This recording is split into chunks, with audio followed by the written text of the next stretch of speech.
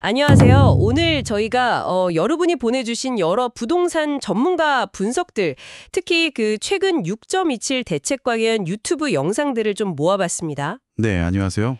보니까 뭐 정부 규제 비판부터 아주 구체적인 투자 전략까지 이 시각들이 상당히 다른데요. 네, 맞아요. 그 자료들을 보니까 확실히 이 전문가들마다 현재 시장을 보는 렌즈가 다르더라고요. 그렇죠.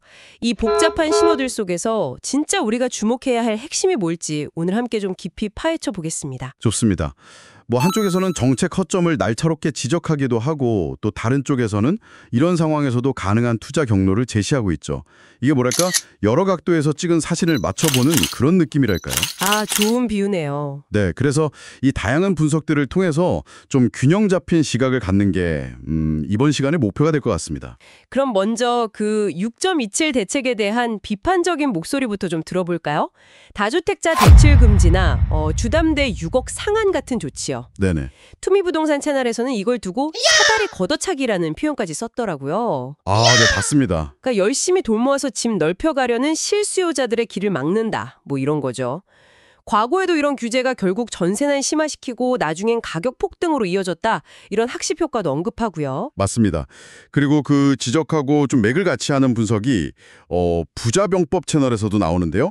거긴 좀 더 직설적이에요. 아, 거긴 어떻게 이야기하나요? 정부가 시장 반응에 쫄았다. 그래서 국민들을 겁주려는 그냥 심리전일 뿐이다. 이렇게 평가하더라고요. 아, 쫄았다는 표현까지요? 네.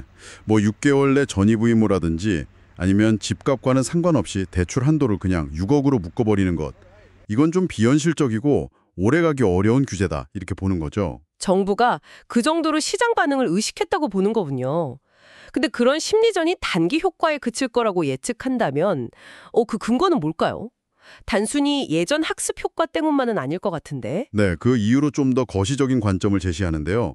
이런 규제들은 시장의 유동성, 그러니까 물을 빼서 집값이라는 배를 낮추려는 의도잖아요. 그렇죠. 근데 정작 이 통화량 팽창이라는 더 큰 수조 자체가 계속 차오르고 있다는 거예요. 아, 전체 도내형이 늘어나는 거요. 네. 그래서 결국 개별 규제의 효과보다는 이 전체적인 돈의 힘이 시장을 밀어올릴 가능성이 크다. 이렇게 분석하는 겁니다. 규제가 있어도 돈의 힘이 더 셀 수 있다.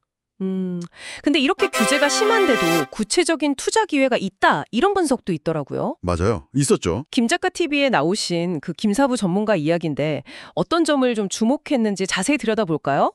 저도 이 부분이 좀 궁금했어요. 네, 이분은 일단 전반적인 집값 상승 가능성은 좀 열어두면서요. 투자 가치가 높은 곳들을 콕콕 짚어주셨어요. 예를 들면 서울 신축, 강북도 포함해서요. 아, 강북 신축도요? 네, 그리고 수도권 신축이랑 준신축, 또 경기 남부권 역세권 구축 아파트 이런 곳들을 꼽았습니다. 뭐 일자리 접근성이나 서울 대비 가격 경쟁력, 또 환경 같은 요소를 고려한 거죠. 그렇군요. 그리고 똘똘한 한 채 선호 현상은 취득세 중과 때문에 계속될 거라고 봤고요. 단순히 기다리기보다 좀 움직이라는 메시지 같은데 구체적으로 어떤 방법을 제시했나요? 자금이 아주 많지 않아도 가능한 전력이 있다고요? 네, 맞습니다. 그 점을 강조했죠. 한 1억 5천만 원 정도의 현금으로도 접근 가능한 투자처가 있다면서 두 가지 전략을 제시했어요. 이게 좀 흥미로운데 네, 어떤 거죠? 하나는 일시적 1가구 2주택 비과세 혜택을 잘 활용하는 거고요. 또 다른 하나는 입주권을 이용한 수익형 전세 레버리지 기법입니다. 수익형 전세 레버리지요? 그게 뭐죠? 그러니까 간단히 말하면 입주권은 취득세 부담이 상대적으로 적잖아요. 네. 이걸 사뒀다가 나중에 입주 시점에 전세를 놓는 거죠. 그럼 투자금을 회수할 수 있잖아요. 아하. 그걸로 또 다른 투자를 이어가는 방식이에요. 세금 부담은 줄이면서 최종적으로는 한 5채까지 자산을 늘리는 그런 목표를 제시하기도 했어요. 와, 꽤 구체적이네요. 네, 다만 정부가 공급 대책 발표했다고 그것만 믿고 마냥 기다리는 건 좀 경계해야 한다. 이렇게 덧붙였습니다. 이야, 진짜 상반된 시각이네요. 한쪽은 규제가 비현실적이다. 거시경제를 봐라. 또 다른 쪽은 규제 속에서도 길을 찾아서 적극적으로 움직여라. 이걸 종합하면 현재 시장은 정말 강력한 규제와 또 넘치는 유동성이 막 충돌하는 아주 복잡한 상황이다. 이렇게 봐야겠군요. 바로 그 지점 때문에 아까 그 부자병법 채널에서는 주어를 바꿔 생각하라는 조언이 나옵니다. 주어를 바꿔라. 네, 내가 어떻게 해야 할까? 이게 아니라 다른 사람들은 어떻게 움직일까? 이렇게 묻고 또 집값이 올랐다가 아니라 내 돈의 가치가 떨어졌다. 이런 관점으로 보라는 거죠. 이게 시장의 본질을 꿰뚫는 데 도움이 된다는 겁니다. 아, 그 관점 전환이 핵심이군요. 남들은 어떻게 할까? 화폐 가치가 하락했다. 이렇게 생각하면 정책 하나하나에 막 흔들리기보다 좀 더 큰 흐름을 보게 될 것 같아요. 그렇습니다. 물론 정책 변화에 민감하게 반응하는 것도 중요한데요. 그것보다는 이 시장 참여자들의 심리 변화, 그리고 뭐 최근 서울시 용적률 상향 같은 거 있잖아요. 네네, 건물 더 높이 지을 수 있게 하는 거요. 그렇죠. 그런 근본적인 가치 변화 요인을 읽는 게 더 중요할 수 있다는 거죠.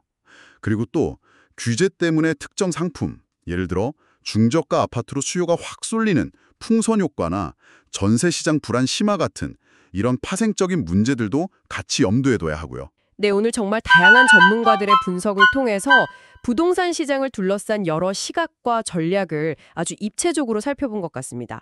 이 강력한 규제 속에서도 시장을 움직이는 근본적인 힘은 뭘지, 또 그 안에서 어떤 기회와 위험이 같이 있는지 좀 생각해 보게 되네요. 네, 오늘 논의된 이 상반되고 또 복잡한 분석들을 바탕으로요.